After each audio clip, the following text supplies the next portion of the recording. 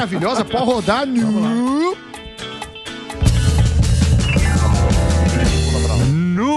programa de hoje. Teremos dose dupla. Já peguei o esquema aqui, velho. Alguém me arriba, Tozinha. Um é procurador de justiça, professor, palestrante e comentarista. Mr. Bolsonaro continues weakening the health protocols. Além de um gestor, empresário, ex-prefeito e ex-governador de São Paulo, o sempre e bem alinhado João Dória Júnior. Nossa, indo no metrô. Que beleza, hein? Importante. Fala, Dória, tudo bem, cara? Beleza? Seja bem-vindo. Essa história do metrô dá um pouco de trabalho, mas é legal ver você saindo do metrô, viu, Dória? É porque a única vez que ele saiu do metrô. Temos poucas linhas, João. Temos poucas linhas aí, por ó, isso. Samidana, Rogério Morgado tá bom? E Fábio Guerreiro. Tranquilo. Bem, prazer. Ó, fala, Dória. É noite, que alegria. Eu trouxe o livro. Ó, nós temos aqui eu só João trouxe Dória. Um também. Vai sair ganhando. Deixa eu ver teu livro aqui, ó. Fiz uma dedicatória pra você. Pô, obrigado. Emílio. Não, brincadeira. Obrigado. Tá arriscado.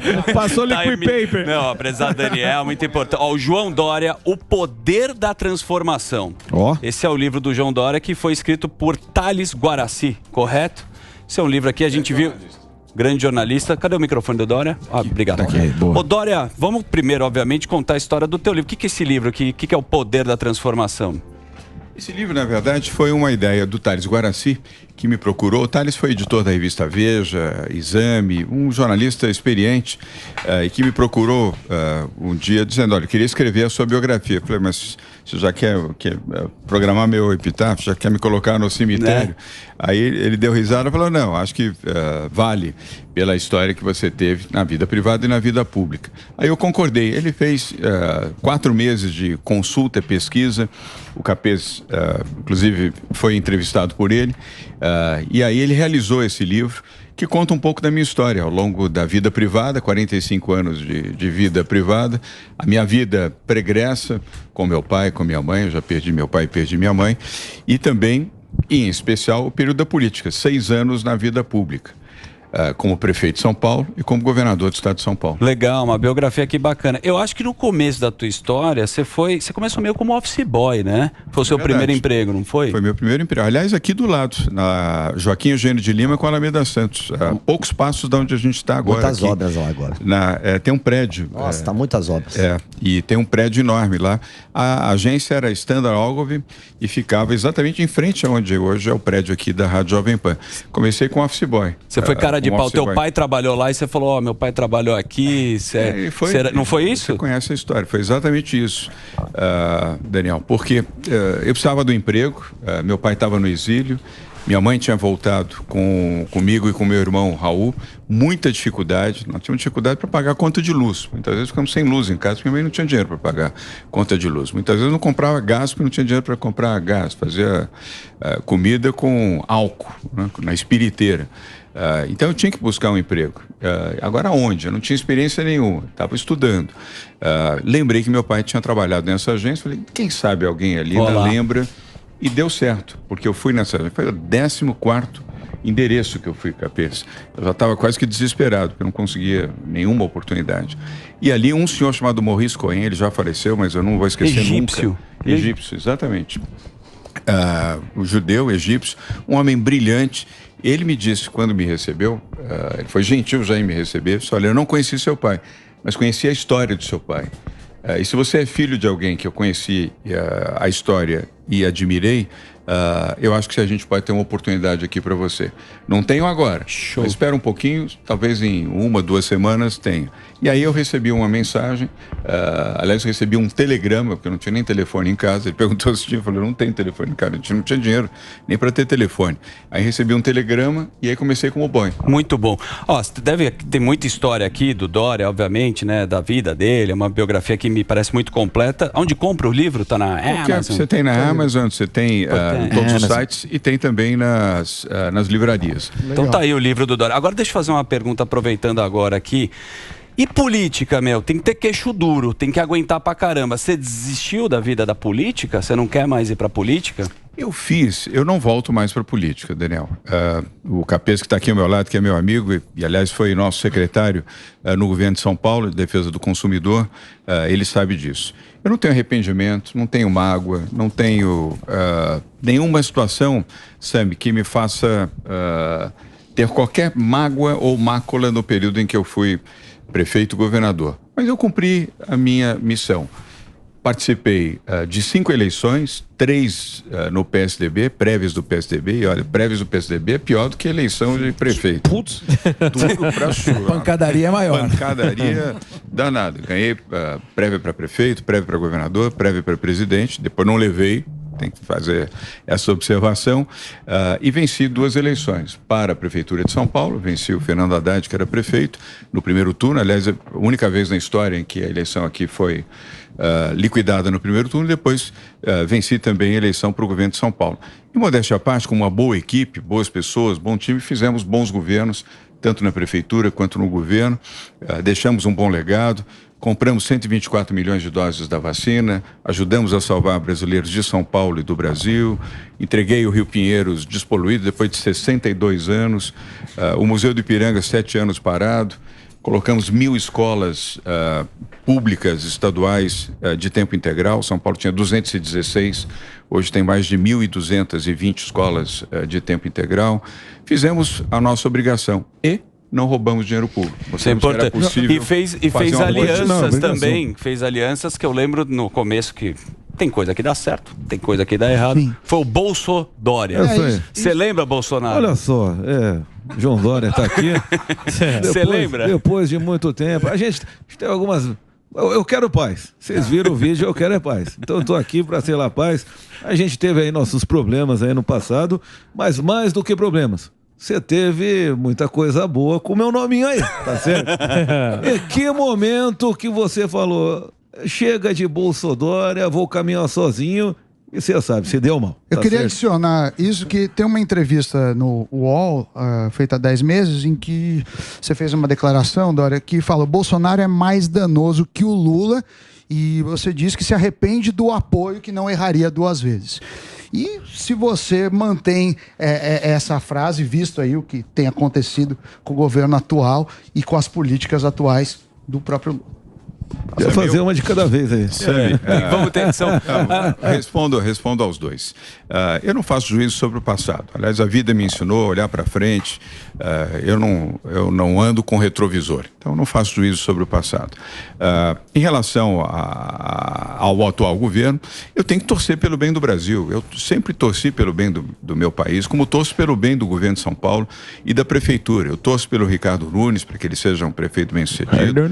Torço para que o Tarcísio de Freitas seja um bom governador e torço para que o presidente Lula e seu governo governem bem o Brasil. Eu não estou do lado daqueles que querem o mal, querem o desastre, querem o pior para estabelecer algum tipo de benefício.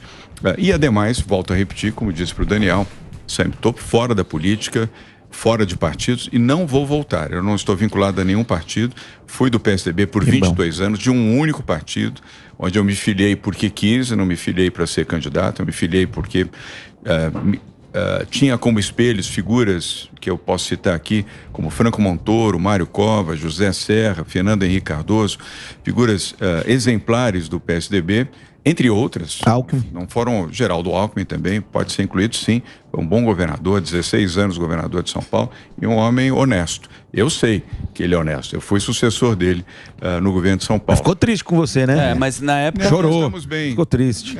A política, você tem momentos altos, momentos baixos, mas você não pode transformar a política em ódio. Você não pode exercitar a política, ou mesmo depois da política, com base no ódio. É aí que eu quero entrar, Seria Johnny. o mesmo... Ó, o fuzil. Esse é o fuzil, herói só do pra Brasil. mencionar. Peraí, já. Fuzil vai disparar. Eu adoro, antes de você disparar, fuzil, vamos eu voltar adoro futebol. Bolsonaro. Sou torcedor do Peixe, do Santos, adoro jogar bola e tudo. Isso aí. Imagina se for jogar bola Daniel. Você perde um jogo, você vai odiar o outro time e os que venceram você, ou você vai agredir um jogador dentro do campo. Você pode ter uma canelada aqui, acolá, pode ter uma sequência, uma na trave, uma no gol. Uma trave no gol, mas não transformar aquilo num ódio. Então a política também tem que ser assim. Você disputa, por exemplo, eu me dou bem com o Fernando Haddad, hoje ministro da Fazenda. Eu venci o Haddad quando prefeito, e no primeiro turno, foi uma surpresa, fizemos uma transição democrática, republicana, em ordem, respeitosa, e eu não guardo ódio dele, nem ele de mim. Ele perdeu, eu venci, mas nós somos amigos e nos tratamos com respeito. Mas só para complementar que os embates são, quando tem embate lá que você tá lá você, Márcio França, vocês quase disseram não, mas você lembra ele com o Márcio França, né? O embate é bom. Chamou o Márcio França de gordinho, comeu uma empada, o senhor colocou. Não, pera aí, pô, não falaram aí de mim aí, pô. Ah, do bolso. Que o Bolsonaro com o Bolsonaro. Tá certo que eu quero deixar. Bolsonaro tem razão. Eu quero deixar claro, ô Dória, que você se elegeu às minhas custas. E depois disso, compõe comigo, tudo bem, mas não conseguiu mais nada. É isso que eu queria saber. Boa. Olha, só fazer uma observação. De novo, não quero voltar ao passado, mas quem me elegeu foram os eleitores de São Paulo, tá? Não foi Bolsonaro. Cada um que depositou seu voto ali, depositou sabendo em quem estava votando. Mas ajudou. Mas, ó, o senhor deu encerrada a sua carreira política e não encerrou da forma que você queria. Porque é óbvio que você almejava a presidência, tanto é que você até abriu o aço falando, deixa eu constar aqui que me tiraram. Porém, você teve muito tempo para avaliar os erros. Os acertos é fácil. Aonde o senhor errou na política e na politicagem? Porque, na minha opinião, aquelas transmissões que todo dia você ia, aquelas entrevistas e tal, coletiva, na época do Covid, aquilo eu acho que foi mais uma politicagem, por ideia até de alguns políticos, não sei. E o senhor errou, a minha opinião. Aonde o senhor acha que errou na política e na politicagem? Bom, Fuzil, primeiro defender a vida, a saúde, a ciência não é politicagem e nem é erro. Eu tinha obrigação de fazer isso. Eu defendia a vida, defendia a vacina, defendia as medidas restritivas, ainda que tendo consciência de que elas me provocariam, Capês, uma perda de capital político, mas era necessário. São Paulo foi o primeiro estado do país a fazer a quarentena, primeiro estado do país a tornar obrigatório o uso de máscaras. Foi o estado que trouxe a vacina, trouxemos 124 milhões de doses da vacina para salvar não apenas as pessoas de São Paulo, os brasileiros do país. E salvamos, de acordo com os algoritmos da Universidade de São Paulo, da Faculdade de Medicina da USP, salvamos 450 mil vidas. Se não tivéssemos trazido a vacina e viabilizado a vacina no tempo em que fizemos, mais 450 mil pessoas estariam somando a este triste número de 702 mil pessoas que perderam a vida.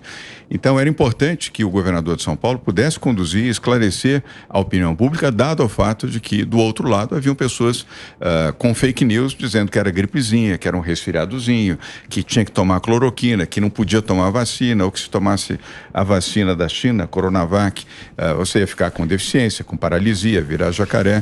Então a minha obrigação era esclarecer, informar e fazer isso com frequência, até porque os números da incidência da Covid eram gigantescas. O Capês estava lá conosco e sabe disso. Então eu fiz o que tinha que ser feito. Em todo procedimento você tem acertos e tem erros. Dos erros você traz as grandes lições, Fuzil. Você tem razão nisso. E eu reconheço.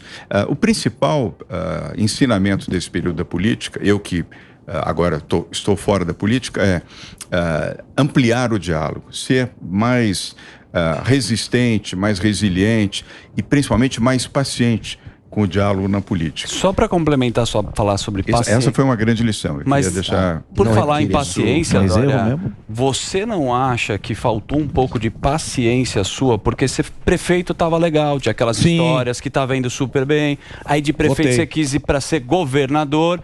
E aí entrou, que aí ninguém acertou também, aí entrou a polarização da pandemia pra cacete e você já foi para a presidência. Você não acha que você pulou muito rápido de onde você estava? Não, Daniel, essas coisas acontecem naturalmente, não é você que escala. Não é o candidato que diz agora eu vou ser prefeito, agora eu vou ser governador, agora eu vou ser presidente. É a circunstância. Primeiro é quem vota, a população. É essa que decide a eleição. Passa pelos partidos. Você não pode ser candidato sem partido. A circunstância que impediu que eu fosse candidato à presidência da República foi uma questão partidária. Eu não culpo ninguém. Aliás, eu apertei o botãozinho, delete, não tenho mágoa nem ressentimento de ninguém. Mas eu venci as prévias do PSDB e não pude ser o candidato do PSDB. Já apertei o botãozinho, já passou. Então, essas coisas seguem o seu destino.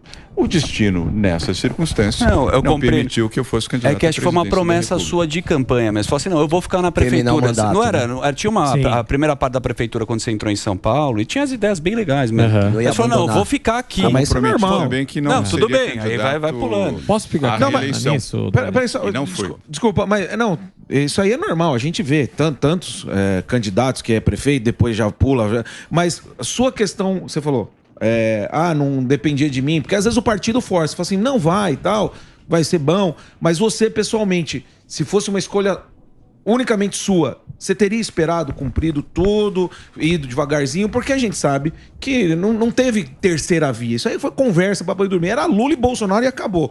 E aí talvez você no seu íntimo, pensando nisso, falou assim, não, eu vou esperar, deixa eu completar aqui 4 anos, reelejo mais 4 anos, e depois, quando tiver esse caos acabar, porque tá muito velho, né, acabou, até daqui na frente, outros candidatos que vêm. Fala assim, aí eu posso ter minha chance ou não? Bem colocado por você. Apenas um ponto é importante considerar. Eu sempre fui contra a reeleição. No Brasil, reeleição não é bom. Respeito os que foram candidatos, respeito os que foram reeleitos. A Constituição permite isso. Mas eu sempre advoguei contra a reeleição. Aliás, foi criada pelo meu partido, pelo meu ex-partido, PSDB, com o presidente Fernando Henrique Cardoso, que se reelegeu presidente da República. E olha, um grande presidente, tanto no primeiro mandato quanto no segundo mandato. Mas eu nunca advoguei ser candidato à reeleição. Sim. Agora, sim, circunstancialmente, poderia ter aguardado um momento. Eu não tomei a decisão de ser candidato ao governo de São Paulo. Eu segui a orientação do partido que eu deveria ser candidato ao governo de São Paulo.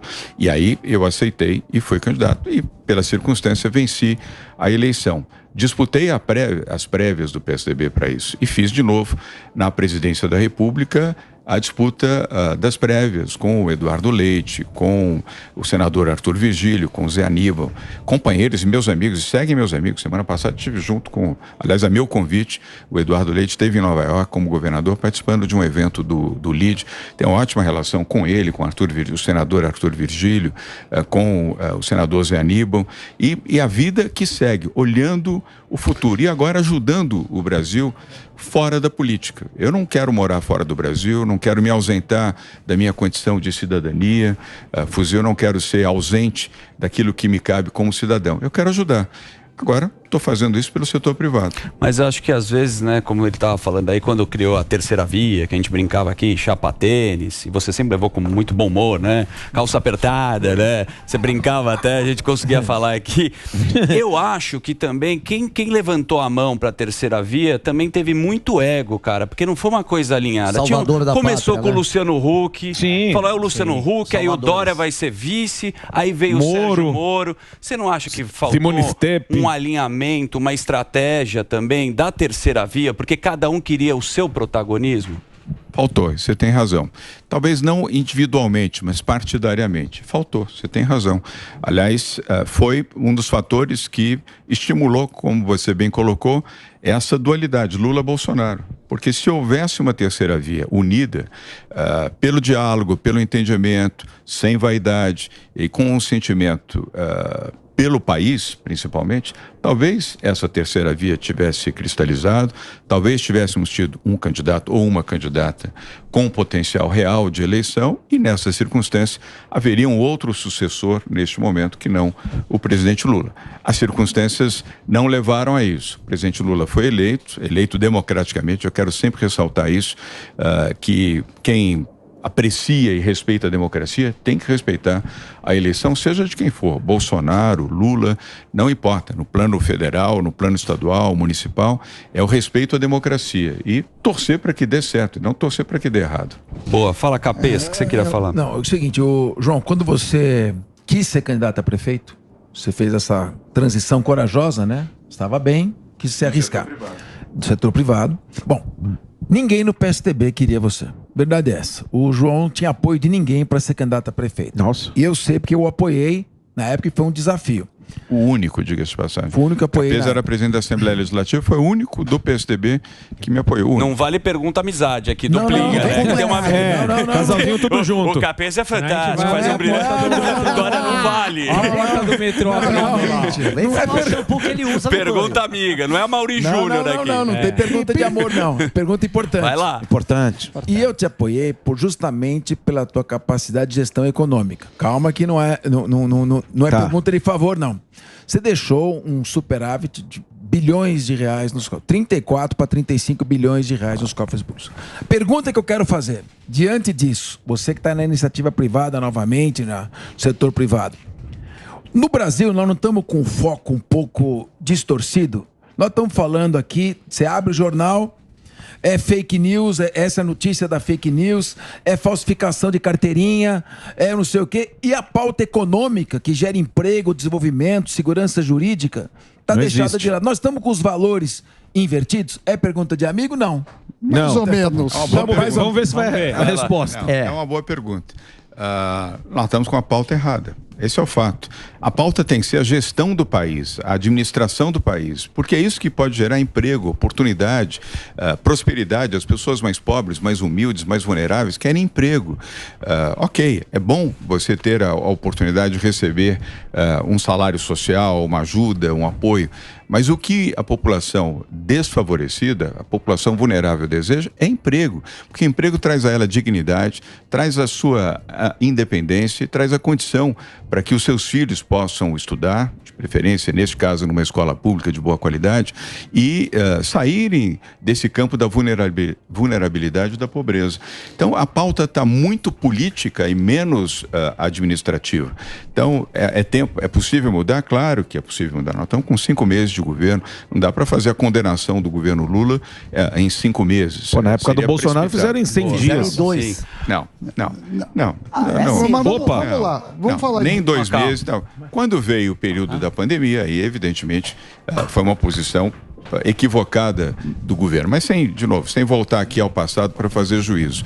Nós temos aqui não só torcer, como a sociedade civil, Capês, trabalhar. A sociedade civil são todos, não é só o setor produtivo, banqueiros, empresários, todos, inclusive nós aqui, para que o governo cuide da gestão, da administração do país e não tenha a prioridade ideológica, a prioridade partidária, a prioridade política. Essa deve vir quando as eleições chegarem, mas até 2026 nós temos um longo período pela frente. Tem 3 anos e 7 meses para fazer a gestão do país. Ô Dória, o que você está achando do governo do Lula? Agora que você está mais de fora, agora que você pode opinar sem ter um embate, assim, o que você está achando desse...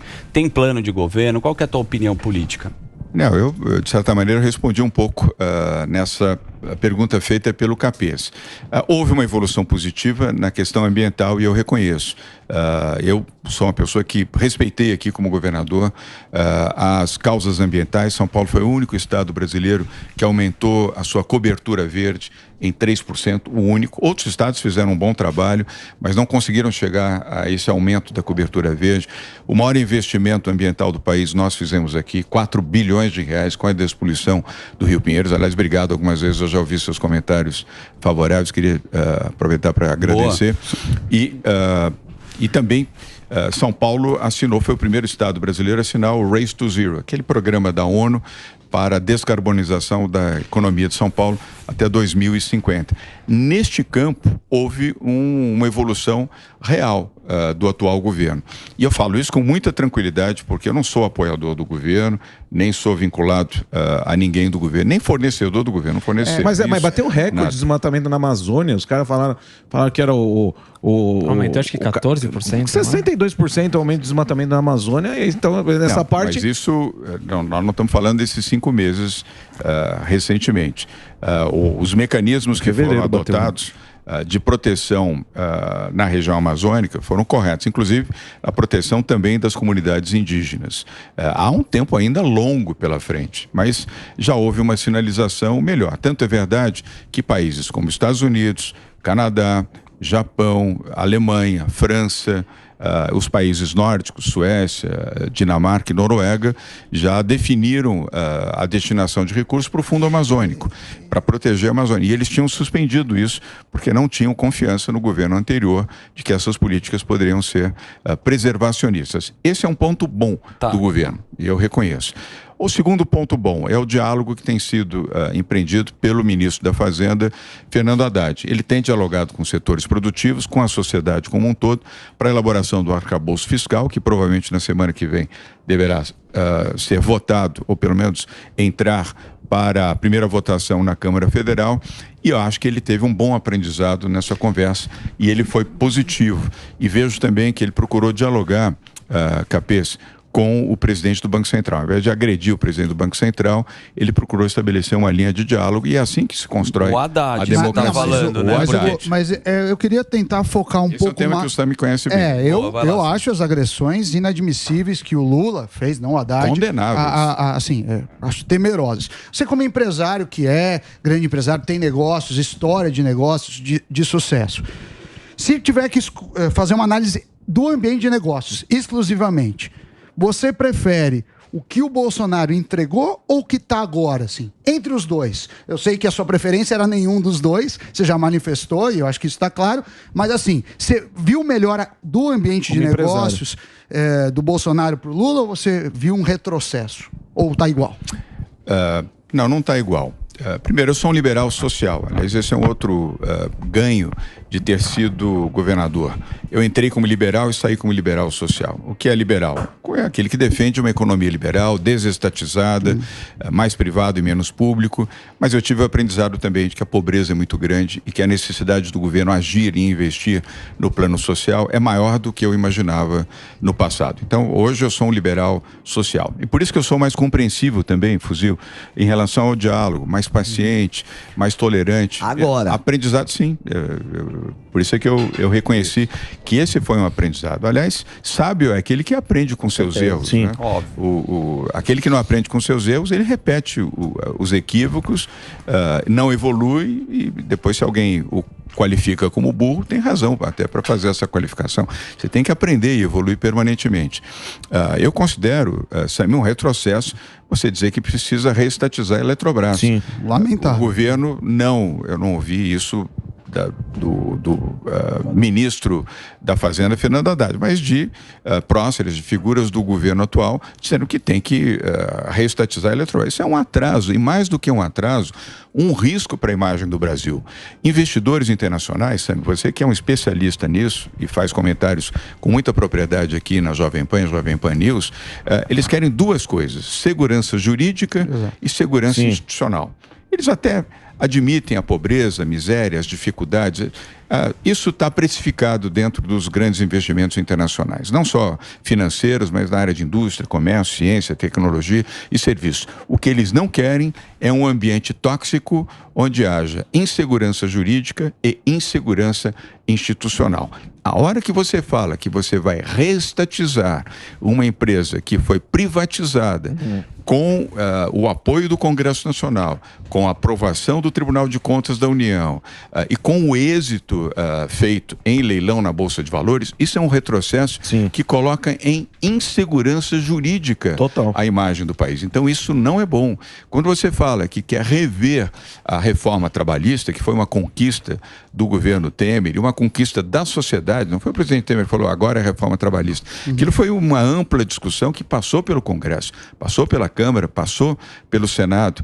Ou a hora em que você fala que você tem que rever, palavras do atual governo, o marco do saneamento, outro erro, outro equívoco. O marco do saneamento foi uma vitória do país e do Legislativo, da Câmara e do Senado, que fez um marco do saneamento, Capês, que está permitindo que empresas estatais inoperantes ou de baixa eficiência, não quero superlativar, mas com baixa eficiência, pudessem hoje, com investimento privado, melhorar o programa de saneamento, acelerar a chegada do saneamento a milhões de lares de pessoas que não tinham água tratada e nem esgoto. Voltar atrás nisso é uma imagem ruim e isso prejudica o Brasil. Ô Dória, você permite a gente fazer um break aqui rapidinho? Nossa rede de rádios da Rádio Jovem Pan. Então é um break para a rádio, mas você continua aqui. A gente continua na TV. Tá? Você vai continuar aqui. Então daqui a pouco a gente está de volta aqui com o João Dória aqui na Jovem Pan. Ô Dória... Só rapidinho, foi colocado pro senhor a mesma confiança que agora foi colocado pro Tarcísio. Então assim, a gente depositou num gestor, num cara que vai fazer a cidade, o estado voar e tal. Hoje nós voltamos essa crença pro Tarcísio, mas foi dado primeiro essa chance ao senhor. Aí o senhor se envolveu com médicos que são políticos, depois tivemos políticos que viraram médicos. Então assim, o senhor acha que o que atrapalhou só o efeito pandemia ou um bastidor ali derrubou o senhor também? Não, aí no caso do Estado não houve nenhum prejuízo de nenhuma ordem. Primeiro porque eu sempre disse que seria de um único mandato e não de 2 mandatos. Eu desde o início, aliás na prefeitura também, como eu sou contra a reeleição, eu continuo agora na sociedade civil como cidadão sendo contra, então não houve ali nenhum prejuízo. Eu fiz uma boa escolha do vice, o Rodrigo Garcia foi extraordinário vice, foi secretário de governo e me sucedeu e bem na gestão do governo do Estado de São Paulo. E a eleição do Tarcísio trouxe uma boa e positiva surpresa. Nesses 5 meses iniciais de governo, ele está seguindo uma pauta positiva, a pauta liberal, a pauta construtiva, a pauta das privatizações, das concessões, das parcerias público-privadas, uma pauta também sensata no âmbito da educação, ele tem um bom secretário de educação, uma pauta equilibrada no âmbito da saúde. Então, creio que São Paulo está em boas mãos, é seguir essa trajetória e, de preferência, ficar longe dos extremos, seja a extrema-direita, a extrema-esquerda. Eu acho que o Tarcísio tem uma trajetória muito boa para cumprir aqui em São Paulo, sendo um bom governador. O senhor disse que torce pelo Nunes, torce pelo Tarcísio, mas disse também na época, tanto que o senhor era prefeito, que ia colocar um fim na Cracolândia. E a gente observa hoje que não só a Cracolândia ela praticamente expandiu, como o centro de São Paulo está um caos. Tá triste. O senhor considera que esse resquício veio também do seu governo ou é algo que pode ser atribuído só o Nunes e essa pequena gestão do Tarcísio? Não, isso é uma... O Capês até antecipou aqui. Sim. Isso é uma longa história. Sim. É uma história de 5 décadas, não é uma história de 6 anos ou de 5 anos. Sim. E uma história difícil, que passa por problemas sociais, passa por problemas clínicos, passa por problemas também policiais. É um conjunto de circunstâncias nocivas e que afetam pessoas que, lamentavelmente, acabam se tornando dependentes de drogas, principalmente do crack, se tornam dependentes também de facções criminosas que utilizam essas pessoas para o tráfico de entorpecentes e também circunstâncias que colocam um conjunto, vamos dizer, de atores, área de saúde, área de segurança, área de justiça, área de comunidade, área de gestão administrativa, Estado e município. Não é um problema só do município, é um problema também do Estado. É um problema do Ministério Público, que a meu ver, e está aqui um especialista do meu lado, do Ministério Público, que parte do Ministério Público, a meu ver, eu faço aqui uma crítica sensata e equilibrada, tem uma visão equivocada desse problema, porque impede a internação obrigatória daqueles que são consumidores de crack ou de outras drogas e que estão nas ruas e que precisam da internação. Nova York, eu morei em Nova York, portanto eu acompanhei de perto aquilo que foi feito em Nova York no período do então prefeito Rudolph Giuliani. Tolerância zero. De tolerância zero. E eu não quero fazer juízo sobre hoje o Giuliani. Naquela época ele foi um grande prefeito de Nova York e ele resolveu o problema também das pessoas que viviam em situação de rua, porém eram drogados, eram pessoas dependentes, psicodependentes e que contribuíam também no tráfico de entorpecentes. De que maneira? Ele promoveu a internação, o tratamento dessas pessoas, depois o treinamento profissionalizante. Essas pessoas foram recuperadas, na sua expressiva maioria, saíram das ruas e ele foi, aliás, saudado e ganhou muita popularidade em função disso. Aqui o Ministério Público, ou parte do Ministério Público, não permite. Ele entende que aquele que toma a sua decisão de ser uma pessoa dependente tem que ficar dependente. Só ele pode tomar a decisão de querer ou não tratamento. Agora eu pergunto, aos que estão nos assistindo, aos que estão nos ouvindo. Uma pessoa que é psicodependente, que consome droga 24 horas por dia, quando é que ela vai ter consciência de dizer, não, eu quero me internar para ser tratado? Dificilmente ela vai fazer isso. Só se tiver alguém da família dela do lado, dizendo, meu filho, meu irmão, meu pai, você precisa se internar, porque ela não está hoje detentora do seu equilíbrio mental para tomar essa decisão. Ela tem que ser internada, tratada com carinho, com atenção, com afeto, com compaixão, mas um tratamento de saúde que permita que ela se recupere e, na sequência, que ela possa ter a estabilidade emocional, porque o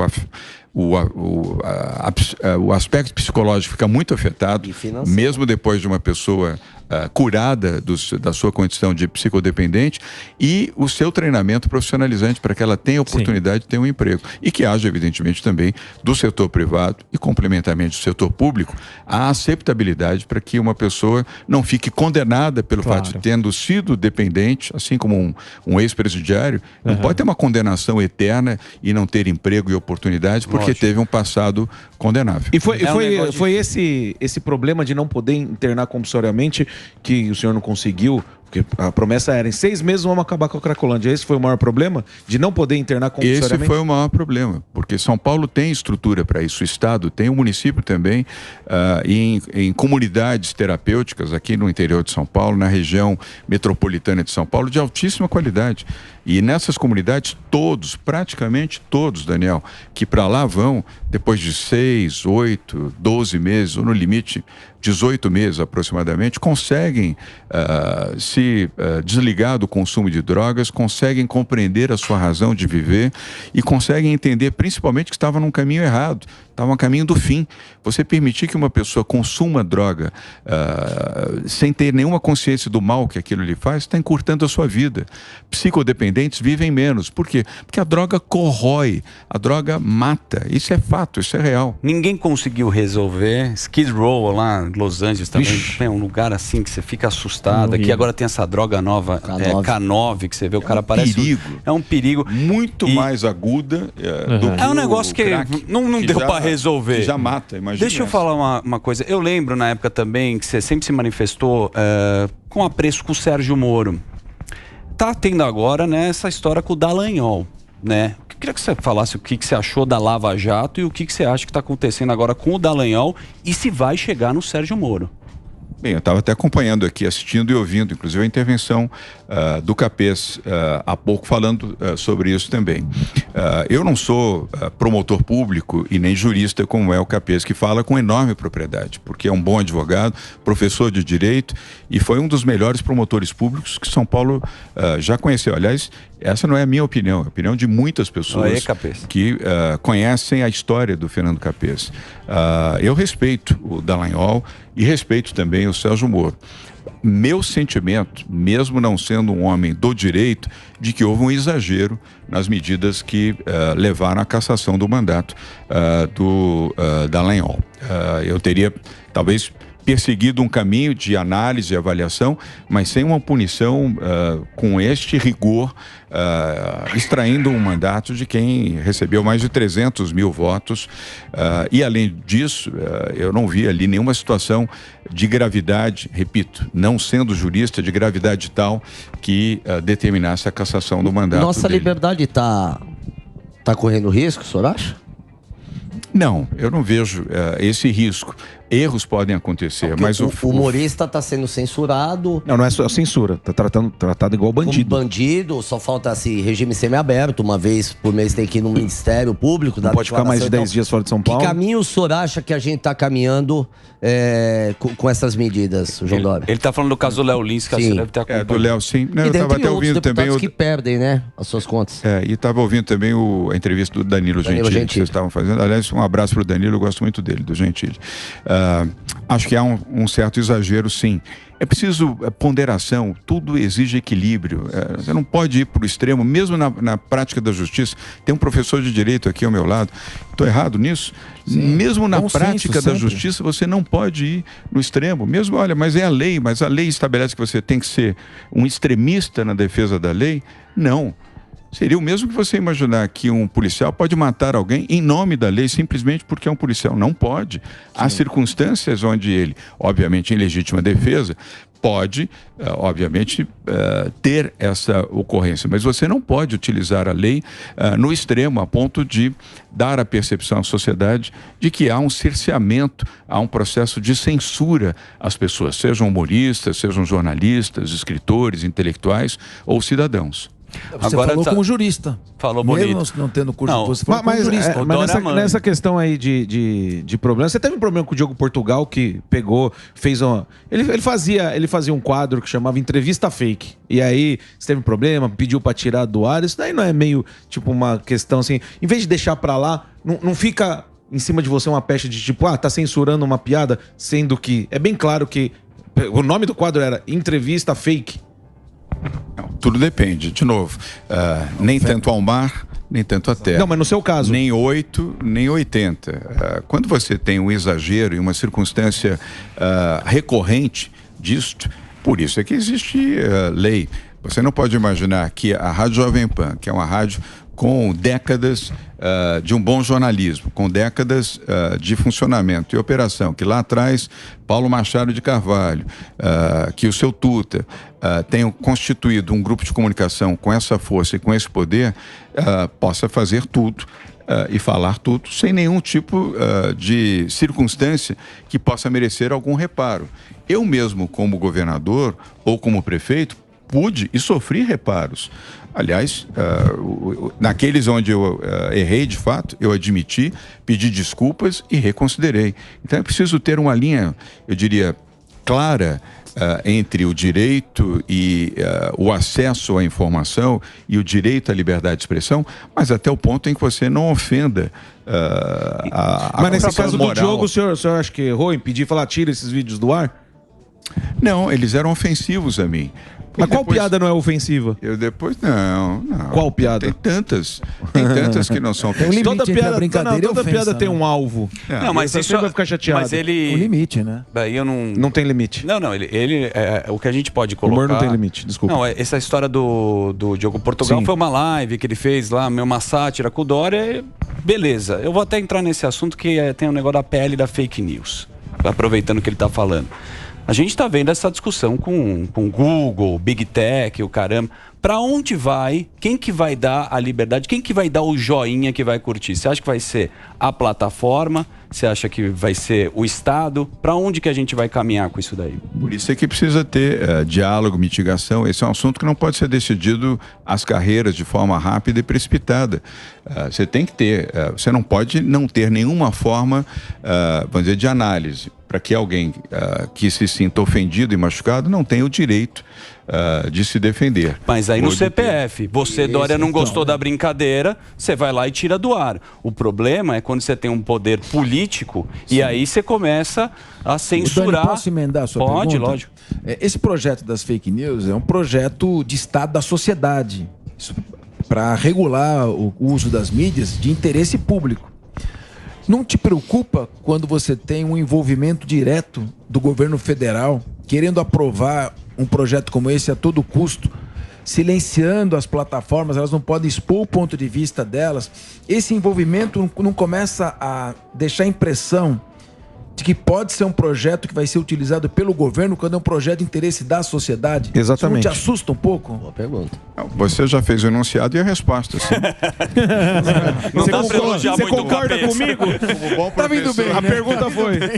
O bom professor, ele enunciou e respondeu. A resposta é sim, não pode. Você não pode ter regulação da mídia.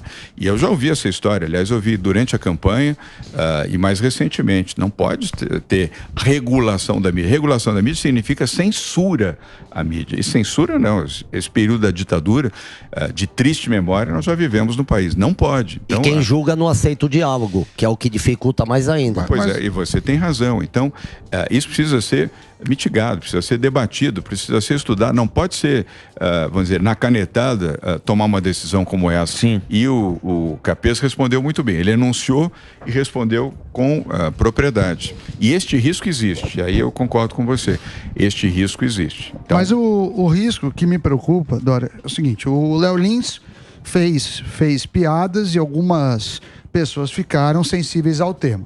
Mas vamos extrapolar. Vamos supor que tem um filme em que tem um ator que seja pedófilo. Um ator. E suponha que tem pessoas, como tem, que sofreram com pedofilia e podem ficar horrorizados. Se você entender humor como arte e piada, você fala, não, isso é um personagem, não quer dizer o que é o que ele pensa. Coloca a classificação. Coloca a classificação e acabou o assunto. Que já existe. Que já existe. Sim. Se você entende como comentário, aí você pode enquadrar no Código Penal. Você fala, pô, ele acha isso, então ele é um racista, ou ele é homofóbico, ou ele é gordofóbico. Um assassino. É um assassino. Como que você acha que deve ser tratado o humorista? Como se fosse um comentário de um analista ou como se fosse um filme de arte? Porque eu acho que essa é uma questão central. Você vê como é sensível o tema? Você mesmo, nesses 2 minutos de exposição, colocou circunstâncias dos dois lados. Sim. Não é uma decisão fácil. O que não pode haver é um poder que tome essa decisão. Não pode ser uma figura, um personagem ou um conjunto de personagens que vão fazer essa regulação. Isso pode, isso não pode. Por isso é que existe lei. Isso tem que ser objeto de uma legislação. É que a lei não é objetiva. Correto, pois é. Mas ela está no Congresso Nacional, debatida. Sendo debatida. É importante definir o que é fake news. É aquilo com o que eu não concordo? Assim, o projeto de lei pode dar essa segurança. Lógico. Né? Mas não vamos vivendo um direito que é direito de interpretação. Mas a questão do discurso de ódio. O que é um discurso de ódio? Discurso de ódio é aquele que pode induzir alguém a praticar um crime. Isso é discurso de ódio. Ou uma discriminação. Agora, isso tem que estar muito bem definido. Exatamente. Senão, nós voltamos ao caso do Dallagnol. Mas está bem definido por quem? Essa que é a minha pergunta. Hoje, por ninguém. É jurisprudência. É o juiz que decide isso. Então, ele acha e toma uma decisão. E para isso que existe o legislativo. O Capês foi do legislativo. Foi deputado estadual competente durante um bom par de anos. E o legislativo, você tem todos os movimentos ali de pessoas que traduzem a sociedade. Aí sim, você num debate amplo, onde a sociedade civil, incluindo vocês que aqui estão, podem influir para que haja um procedimento equilibrado nisso. E não um juízo censor que mesmo sob o disfarce de ter vindo do legislativo, estabeleça um processo regulador, que aliás é curioso como gostam de mudar as palavras, né? Quer dizer, o censor agora virou regulador. Então, para isso é preciso que o Congresso Nacional, Câmara e Senado possam ter esse debate, mas tem que ser um debate bem feito, amplo, profundo. Mas você não acha que o STF está legislando nesse caso? Tem muita... A gente vê. A turma não é tonta, mas já está vendo que quando o governo não consegue, manda para o STF que eles resolvem. Você não acha que isso está errado, essa situação? Atropelaram o Congresso. Claro que está.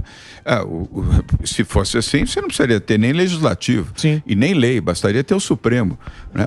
11 juízes no Supremo decidindo o destino do país. Está errado.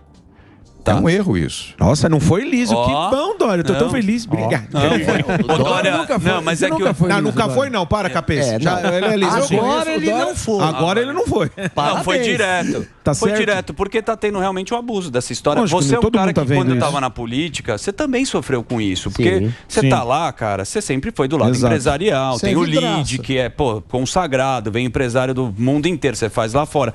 Quando você vai pra política, eu acho que você também sentiu isso, né? Tanto que teve um afastamento seu, antes de falar que você não queria mais ser candidato a nada, você saiu, acho que a sua equipe de marketing falou, Dória, sai um pouquinho daqui, porque você tá indo pra porrada também, e a internet é uma terra sem lei. Né? Você não sentiu isso na época que você estava lá? Senti. Exatamente por conta disso, uma terra sem lei. Você precisa ter um processo legislativo, mas bem feito, que estabeleça regras claras. Nem para ver a falta de regra e nem para ver o excesso de regra que pode ser traduzido por censura. O problema é que o cara tem o interesse, e principalmente você pôr na política, você vê tem o engajamento. Você acerta um vídeo lá no Instagram falando alguma coisa, chega em muita gente. O próprio Bolsonaro, né? Deu braçada nisso daí. Ajudou muito. Tinha na época da Ciro Games, o Lula usa rede social pra caramba. O problema é isso, é que os caras sabem dessa entrega. E aí que vem uma coisa que buga a nossa cabeça, que é o algoritmo. Porque o cara do Google também quer entregar, também quer fazer publicidade. Tá essa treta também no Canadá. Eles querem... Porque os caras querem controlar, porque Exato. Eles sabem. Por que quer controlar? Porque vale dinheiro, porque você consegue passar a mensagem. Os caras querem ter o controle, porque a gente vê, o que a gente vê hoje em dia? Tem gente, tem o Janones, é uma máquina de fake news, máquina de discurso de ódio. Você já viu ele ficar um dia sem twittar? Nenhum. Não. Mas a direita perde conta, perde engajamento, a Jovem Pan perde monetização, só que da turminha de lá, isso não acontece. Então, o governo tendo controle de tudo isso, ele vai mostrar quem ele quer deixar falar, quem ele quer calar. Como a mídia fazia isso que eles antigamente, concorda? Como a mídia fazia antigamente. A mídia mostrava o que consórcio. Sim, o consórcio continua. Isso. Só que aí a rede social quebrou o consórcio. A turma tá vendo todos os lados falando. Exatamente. Tem voz. Isso aconteceu o que em 2018? O Bolsonaro foi presidente, certo? Aí eles falam assim, opa, a gente não tem o controle da rede social, a gente não domina essa linguagem. O que a gente vai fazer? Vamos controlar. É isso que eles querem. Boa. Concorda, Dória, ou não? Tem uma coisa só, Morgado. Concorda comigo, Dória, ou não? Sim. Vou esperar se você concorda comigo ou não. Você está falando da necessidade de uma moderação. Agora, nessa eleição, quem foi moderado não se elegeu. Ou você estava com a esquerda, concordo, ou você estava com a direita. Se você é de centro-direita, você acredita num discurso liberal, mas não radical, você ficou de fora. Sim. Você viu, por exemplo, o próprio candidato, o Rodrigo Garcia, cujo lema era, sou de centro, nem de extrema-direita e nem de esquerda. Mas não tinha nenhum discurso liberal radical. Quem tinha discurso liberal radical? Havia as pessoas queriam uma posição mais forte. Não, sim, mas de liberal direita ou de esquerda. Ninguém. O Dória, o próprio Dória. O Dória é um liberal. Não, sim, mas ele entrou também, não tinha como. Tinha a discussão com o Bolsonaro, da vacina e o caramba. Também tinha uma polarização lá que ele entrou e ele falou, pô, acho que você falou bem, agora eu vou recuar também. Vou bater também, E aí vou apanhar e vou bater. Aqui a vacinação não é aquelas coisas extremas. Não é nem só a vacinação, morrendo, o discurso político, qualquer um. Você tava lá na rede social, uma hora você falou, vou me afastar, né? Acho que isso também foi uma estratégia. Eu vou, de novo aqui, pacificar um pouco o debate. Nós precisamos ter bom entendimento. E o bom entendimento passa pelo diálogo. Não tem como você tomar uma decisão e achar que a sua decisão é a certa e a dos outros é errada. Você tem que dialogar, conversar. Isso leva tempo. Isso é um exercício difícil, duro, às vezes até chato, porque leva muito tempo e tem um contraditório. E às vezes isso incomoda você que tem um sentimento diverso daquela outra pessoa. Mas é assim que se faz. Boa. E não é só uma questão do Brasil, isso está acontecendo neste momento. O fenômeno das redes não atinge só o Brasil, atinge os Estados Unidos, o Canadá, a União Europeia, os países do Oriente. Vamos tirar aí fora a China, porque a China é um outro caso completamente diferente, mas o Japão, por exemplo, que é um país democrático, esse exercício agora sobre a regulamentação, não é regulação, está sendo debatido lá no Congresso no Japão. Então, é um tema que exige calma, paciência e um amplo debate. Mas então, esse debate é o sonho, é uma utopia, porque a gente sabe que a companheirada não tem debate. E aí, voltando ao que eu falei, você não concorda comigo que um lado está sendo calado sempre e sempre decisões na canetada, tira a rede social, Nicolas Ferreira, a barba do Te Atualizei, é a turma da direita, e queria que você falasse se você concorda com isso, que sempre tem um lado que está sendo cerceado esse direito. Vamos esquecer um pouco a regulação, eu acho que tem que ter, cada um que criou um perfil tem que ter lá seu CPF e responder por crimes reais. Agora sim, quando você tem uma opinião que é contrária à da companheirada, é sempre essa turma que é perseguida. Você não acha isso, não? Me aponta um de esquerda que perdeu uma conta no Twitter. A ação premeditada, ela é sempre nociva e tem que ser condenada. Sim. Seja para emparedar quem tem o pensamento à esquerda, seja por quem tem o pensamento à direita. Ela é nociva, ela é ruim, ela é condenável, dos dois lados. Concordou com você? Agora. Foi liso. Liso.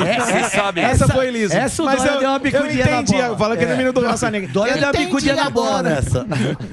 Ô, Dória. Ele sabe. Tem muita audiência, tá muito alta aqui. Muita gente vendo a gente aqui. Muita gente gosta. Muita gente gosta. Isso daí faz parte. Muita gente não gosta, inclusive da gente, né? Isso é comida também. Também. Essa é democracia. Essa é democracia. Então eu sou Dória. O Alba tá lá assistindo a gente, o Albeta também. Tá lá no... Com a sonda. Também fez lá no asilo. Fez uma operação, mas tá tudo bem. Tá. Também ele tá antenado também na gente, desculpa. O Emílio tá na granja. O Emílio na granja, mas o Albeta que falou assim... Um abração pro Emílio, viu? Um abraço enorme. Melhoras pra você, amigo querido. Boa. Boa. Abração pra você, viu? E olha aí, a falta de juízo completo. Você não tá aqui, olha a confusão. Olha como a gente tá respeitoso. A gente não faz confusão. Mas o Alba mandou direto do O Alba mandou aqui, ó. aí? Pergunta pro Dória sobre os negócios e escritórios na China. O que foi feito de parceria? Porque o Lula elogia muito o governo chinês com toda a questão autoritária, dessa amizade íntima do governo atual com países com ditadura.